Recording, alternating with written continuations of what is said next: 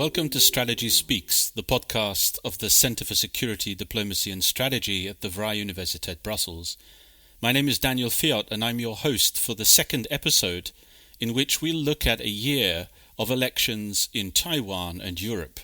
And we'll be looking to unpack some of the implications each of these elections have had on EU Taiwan relations a bit more broadly.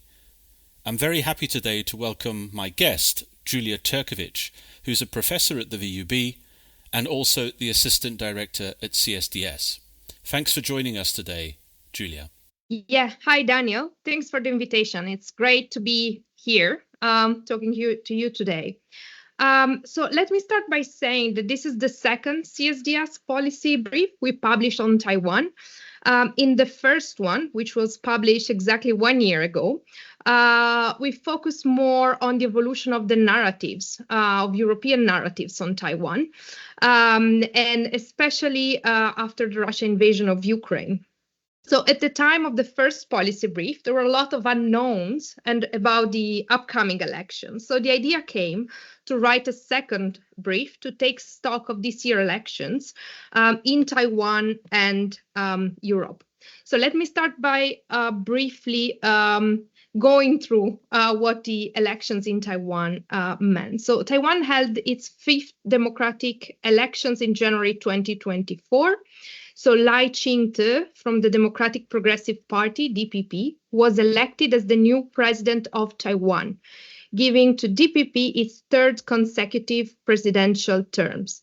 However, while former President Tsai enjoyed majority in the legislative one during her presidency, in this election, the DPP lost this parliamentary majority, which means that opposition's party will have the leverage now to limit the decision of the new president. For example, they could limit or control military expenditure or oppose any further decoupling from Chinese economy. And we already saw this with the first legislative amendment that was recently approved, which seeks to expand the legislative one powers to oversee and investigate the government actions and which trigger the protest of thousands of citizens in Taipei. So to go back to your question, why is this significant to Europe? Well, the current political situation in Taiwan has relevant implication for cross-strait relations and security. And this might indeed impact the future of the EU's bilateral relations with Taipei, which remains a key partner for Europe. So what we argue in the brief is that there are mainly two reasons why this is relevant. First, even if these elections remain centered on Taiwan-China relations, identity, and autonomy, it featured a more expansive debate that also incorporated domestic issues. And one of the pivotal domestic debates revolved around Taiwan's slowing economy. Here, the two parties, so the KMT and TPP, the other two political parties that are now at the opposition, proposed a swift economic recovery through increased engagement with China. A proposal that we argue overlooks that the risking strategies undertaken by significant global economies like the US, Japan, but Europe also, which are actually distancing themselves from China. So increased economic resilience on China, we argue, exposed Taiwan to potential vulnerabilities, including coercive economic policies. And we had examples in the past, such as ban on food that follow Nancy Pelosi visit in 2022. So what we argue in the paper is that the diversification proposed by President Lai make actually Europe an interesting trade partner for Taiwan. But the second reason why we think the situation in Taiwan is relevant for Europe is that these also trigger internal dynamics and has an impact on China assertiveness in Taiwan. So President Lai, who really toned down his emphasis on Taiwanese independence during the campaign and also during his inaugural speech, was still labeled by China after the election as a dangerous separatist. And China is also, we saw, put a lot of pressure on Taiwan after the election with regular armed forces and Navy activities near the island. With also a full, like a blockade simulation. So it was quite intense. In addition, the vice president, Xiao Bihim, also faces Chinese sanctions. And during the recent Shangri-La dialogue, we saw the Chinese defense minister, Dong Guan, also using a quite confrontational language when referring to Taiwan. So overall, what we are arguing is that internal stability and increased assertiveness of China makes Taiwan more vulnerable to Chinese influence, but also more vulnerable in general. And this will bring a new set of challenges. So if Taiwan faces increased Chinese pressure for closer ties, but also more pressure on the security front, we argue this will create turmoil that could overall destabilize the status quo in an unexpected way. And that's the reason why we think Europe should be conscious about the situation and pay attention to it. Thanks, Giulia, also for giving us that insight, I think, into some of the domestic issues that Taiwan has been facing within its election, and also some of the implications that has indeed for Europeans. And I would direct many of our listeners actually to read the policy brief, which is on our website, on the CSDS website, and which went online on the 27th of June. And also referring back to your original piece from June of last year. It seems you're writing a piece on Taiwan at least every June and every year, which is great for our viewers and listeners. And that is indeed on the CSDS website. So thanks for taking us through, I think, the major dynamics at play when it comes to Taiwan's domestic situation. Another thing you do in the paper, which I think is also an interesting way into this debate as well, is to also look at the more recent European parliamentary elections. And also in your analysis of that, you try to tease out a little bit, again, some of the implications of those elections for Europe's general approach, I would say, to the question of Taiwan. So I wondered if I could ask you as a follow-up question to your analysis of the Taiwan elections, how the European elections have either shifted or maintained the EU's position on EU-Taiwan relations. And also as part of that, to see how the European political parties themselves in the elections, how they aligned on the issue of Taiwan in particular. Yes, indeed. Thanks, Daniel. And as I said, the idea of the brief was really triggered by these two elections, right? So in the second part of the brief, we pay more attention to European elections, and we have been following this with Laia for quite some time. And so let's say before the parliamentary elections, each European political group defined its perspective and intentions regarding the EU relationship with China. And in some cases also on the issue of Taiwan. So we looked at their manifestos to also assess before the elections where their positions was. And on this, I'm afraid here we don't have time to go through the entire analysis, but we have we have an overview in the brief, so I would direct the listener back to that indeed. But what is relevant is that the elections saw the centrist coalitions composed by the EPP, the Socialist and Renew, ALDE, to keep the majority. So possibly, and it seems more and more that this will be the case, opening the path for a second von der Leyen commission.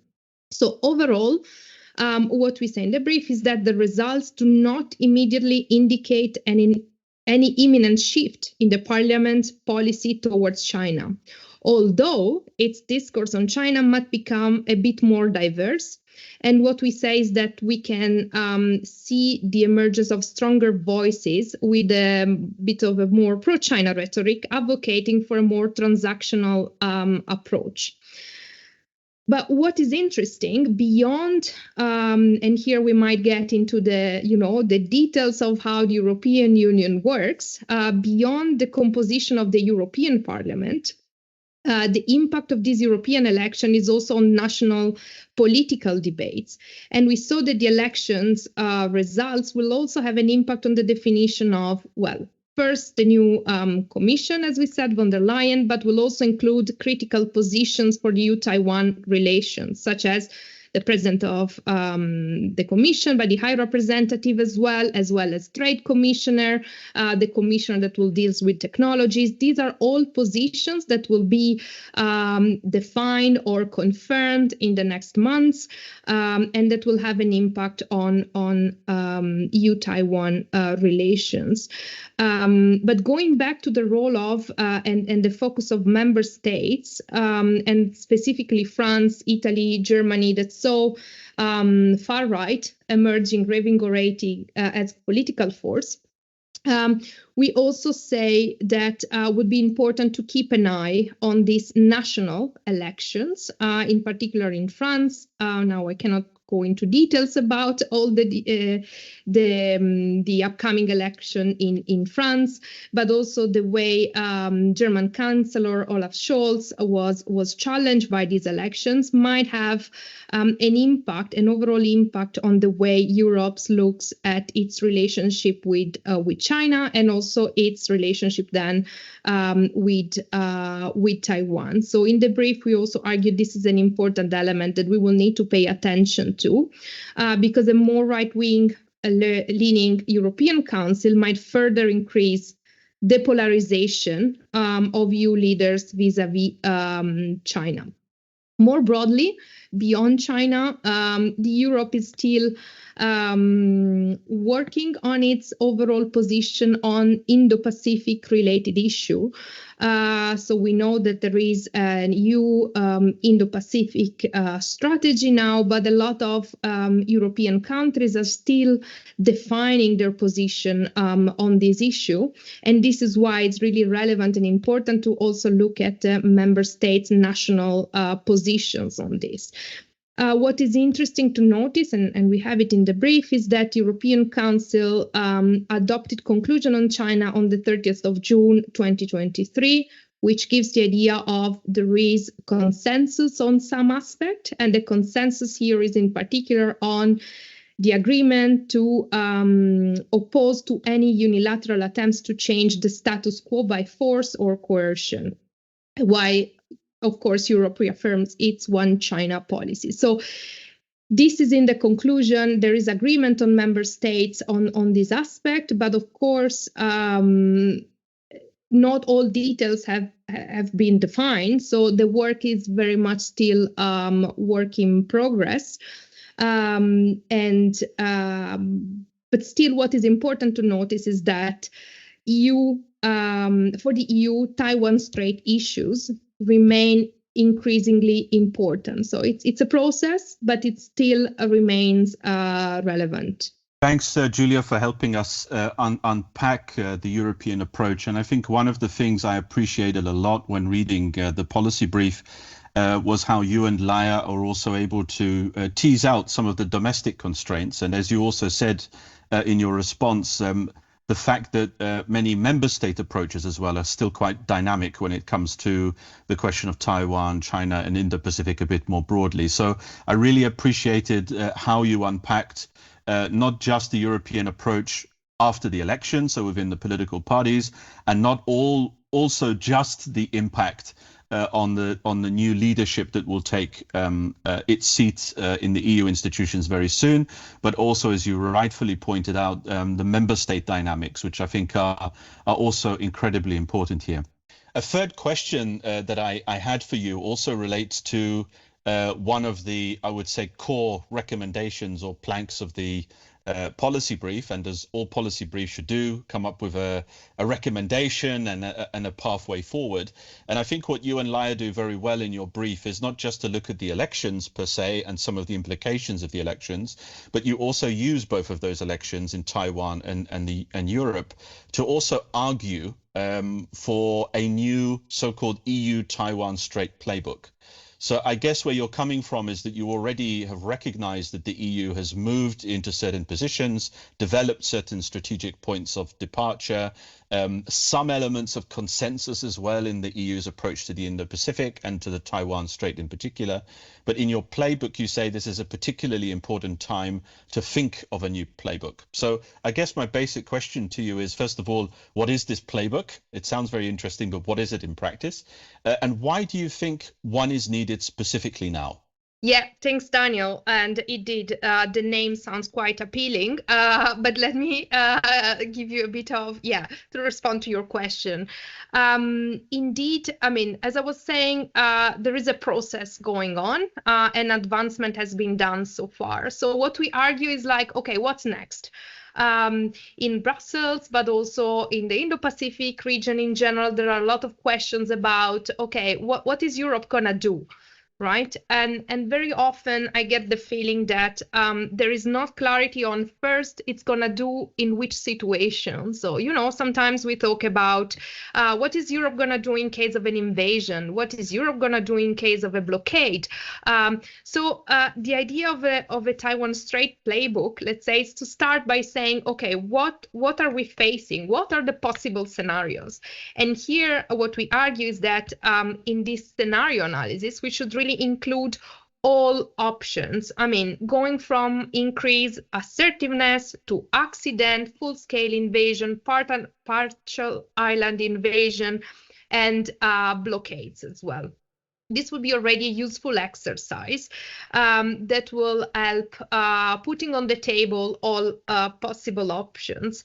And then the exercise itself is not to have a final product, but is to foster some reflections on what the EU response could be. Europe has, and I think recent crisis has shown that, has a lot of tools at its disposal. But what is the right tool for the right situation still needs to be clarified. So, I mean, you can do statements, can do high-level visit, council conclusion, as we saw before, where we were talking about conclusion on China. They have an impact, especially if they come from all 27 member states together. So these are options and potential responses that Europe can mobilize. And then there are the ones that are very often mentioned, being sanctions or more military type of support, humanitarian help. So there are a lot of options. But what we argue is that it seems to us that so far these are all scattered, and they are not properly analyzed in terms of feasibility, the best options, and all of that. So the playbook would help putting all these options on the table. So there are, let's say, the main reason why we argue this would help is really for this internal EU exercise. As I was saying before, for some member states, the potential crisis in Taiwan is not perceived as something that could really happen. And again, there is not these reflections going on. So we know at European level, very often you have states that are, some member states are more advanced in their reflections than others for multiple reasons. And so this exercise will help, we argue, bringing everyone at the same piece. We also argue in the playbook that this type of exercise could discourage China from having more aggressive actions, because when you signal your intentions, we think, you are also clear to your counterpart on what the consequences would be of certain actions. So we also think this exercise could have this double effect of coordinating more internally before the crisis, but at the same time also signaling to China the consequences in a more clear way.